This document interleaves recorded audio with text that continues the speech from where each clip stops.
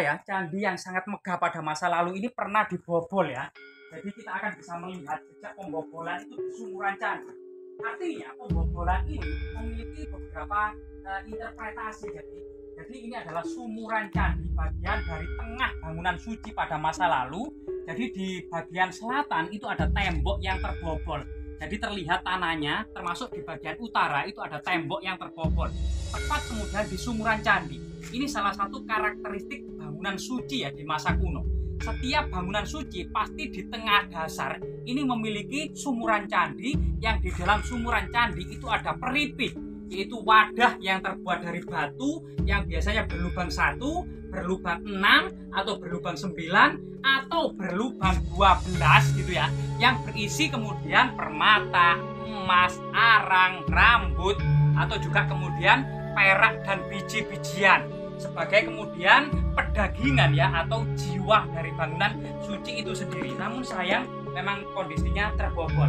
Ada dua persepsi pembobolan bangunan suci, karena sebenarnya pengetahuan tentang peripit dan sumuran candi tidak banyak diketahui oleh masyarakat awam. Kemungkinan pembobolan ini pada masa kolonial Belanda ya, arkeolog atau orang-orang Belanda yang tahu bahwasanya di setiap bangunan suci atau candi di bagian sumuran pasti ada harta karun, itu kemudian digali, dibobol pada area samping, karena diduga area tengah itu masih berdiri kokoh sebuah bangunan suci.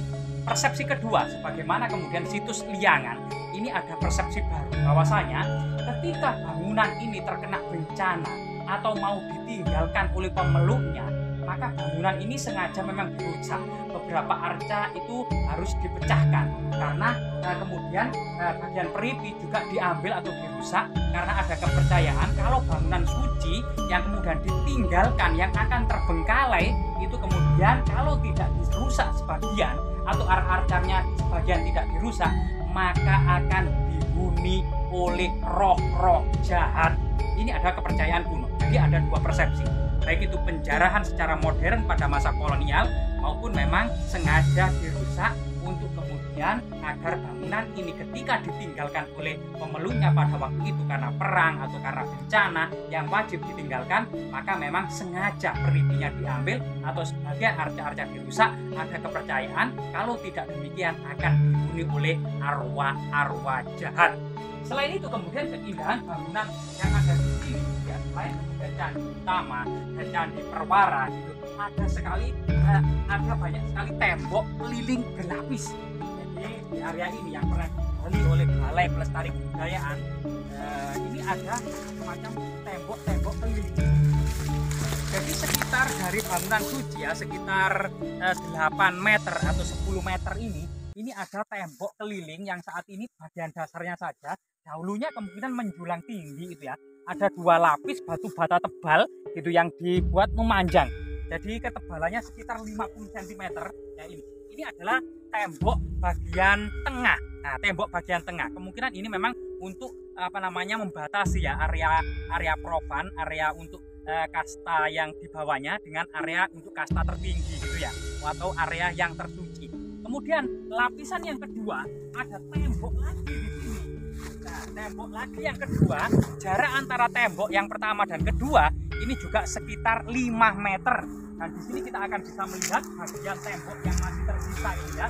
Kemudian memang dahulunya adalah tinggi dan besar, sebagaimana pemberitaan Puprapanca, istana-istana yang ada di Majapahit atau istana-istana sebelumnya itu senantiasa dikelilingi ya. Bahasanya Prapanca adalah Putanya Batabang Umider Makandel Aruhur.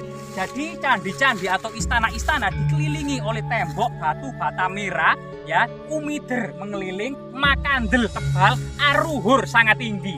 Nah ini kemudian tembok yang kedua.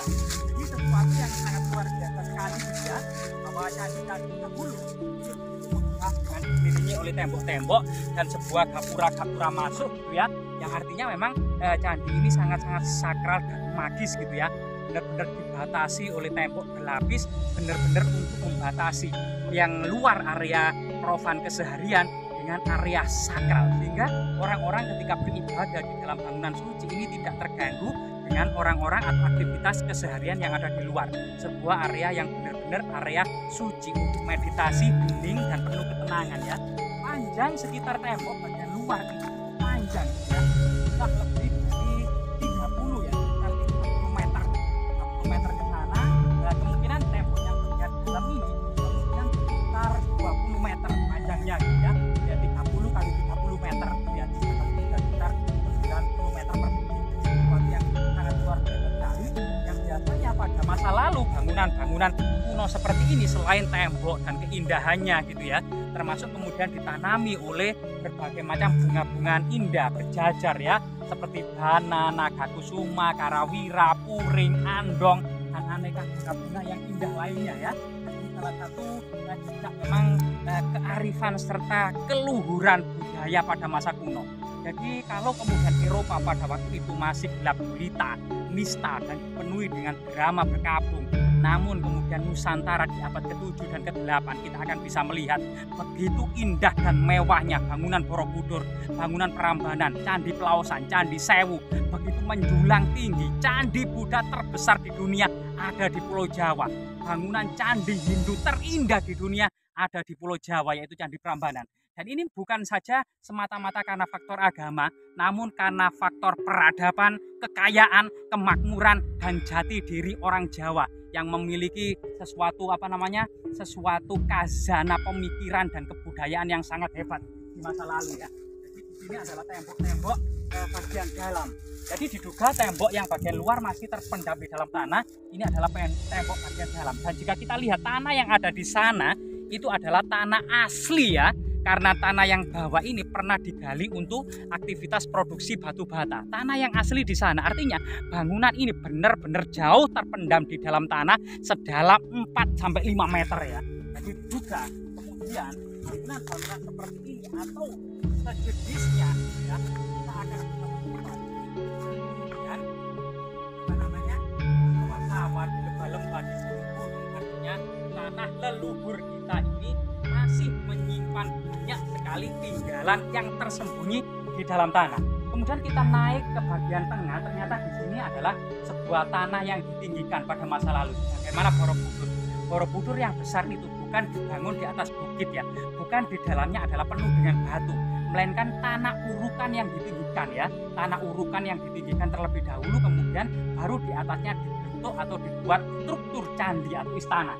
Jadi di sini kemudian hal yang sama, jadi melihat bahwasanya Wangsa Isana atau pendiri dari candi ini adalah Empu Sindok gitu ya, yang abad ke-10, yang ingatan memori mereka itu masih ingat ketika pembangunan besar-besaran ya di Jawa Tengah abad ke-8 dan ke-9 yaitu Borobudur dan Prambanan.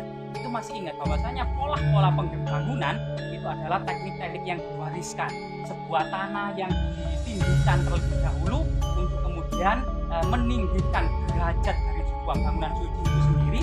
Kemudian di atas tanah urukan ini dibangun sebuah istana atau candi ya. Dan saat ini kita bisa lihat ada 3 candi perwara, bagaimana kemudian Candi Prambanan juga ada candi perwara. Memang kita ketahui candi-candi ini adalah lebih kecil, relatif lebih kecil daripada Candi Prambanan, namun memiliki makna kesejarahan yang sangat tinggi ya dalam mempersiapkan Jawa Timur sebagai peradaban besar. Empu Sindok di abad ke-10 benar-benar menyiapkan sebuah landasan atau pondasi yang akan kemudian melandasi atau menjadi pondasi peradaban yang akan muncul selanjutnya itu lebih besar lagi, sehingga Empu Sindok sebagai peletak pondasi peradaban kuno di Jawa Timur ini kemudian dilanjutkan oleh Kabupaten, Kediri, Singosari, dan terakhir Majapahit yang berdiri di atas reruntuhan Empu Sindok inilah yang kemudian mewarisi Nusantara ya, kemudiannya dengan semangat palapanya, termasuk kemudian Mahapati Gajah Mada, kemudian generasi-generasi dan pahlawan-pahlawan yang selanjutnya yang ternyata itu semua pasti disiapkan oleh leluhur sebelumnya, sehingga diduga Empu Sindok ini adalah peletak fondasi dasar peradaban Jawa Timur yang akan dipersiapkan sehingga kemudian puncak peradaban Jawa Timur adalah Majapahit yang mampu mengayomi dan menaklukkan seluruh Nusantara serta memakmurkannya ya dengan potensi berasnya bisa kemudian diimpor dan memberi makan masyarakat seluruh Nusantara. Dan ini semua semata-mata bukan hanya faktor agama, melainkan faktor jati diri diri, faktor motivasi, faktor inspirasi, termasuk faktor ideologi. Bahwasanya bangsa Jawa pernah menjadi bangsa terbesar di dunia. Dan pada abad ke-7 sejarah dunia mencatat hanya ada 3 negara adidaya di dunia pada abad ke-7, yaitu dinasti Umayyad di barat, dinasti Tang di timur, dan Sriwijaya serta Sailendra di Asia Tenggara.